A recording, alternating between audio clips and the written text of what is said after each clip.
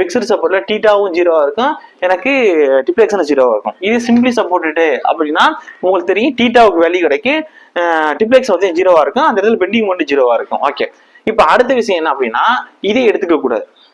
ஏன் எடுத்துக்க கூடாது அப்படிங்கிறதுக்கு காரணம் சொல்லிட்டேன். அப்ப நம்ம என்னதான் செய்யணும், இந்த லோட வச்சுதான் கண்டுபிடிக்கணும்.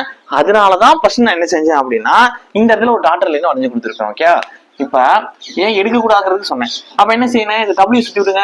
இந்த டபிள்யூ சுத்தி என்ன செய்யுது, இந்த கோட்டை கிராஸ் பண்ணி கீழ் நோக்கி போகுது. அவ்வளவுதான், இனிமே கண்டுபிடிக்க வேண்டியதான். கீழ் நோக்கி போன அர்த்தம், மேல் நோக்கி போனா பிளஸ்ன்னு சொல்லி கொடுத்துருப்பேன் சியர் பிளஸ் பெண்டிங்மெண்ட்ல, கீழ் நோக்கி வந்தா மைனஸ் சொல்லி கொடுத்துருப்பேன். சைன் பிரச்சனையே இருக்கக்கூடாது.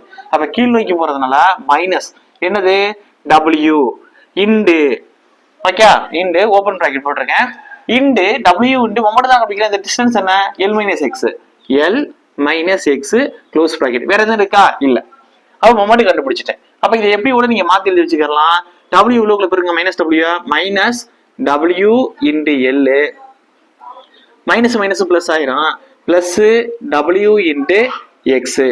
That's all. ஓகே, அப்ப நான் ஈக்குவேஷன் மொமெண்ட் வந்து எக்ஸ் டு எக்ஸ் செக்ஷன்ல கண்டுபிடிச்சிட்டேன்.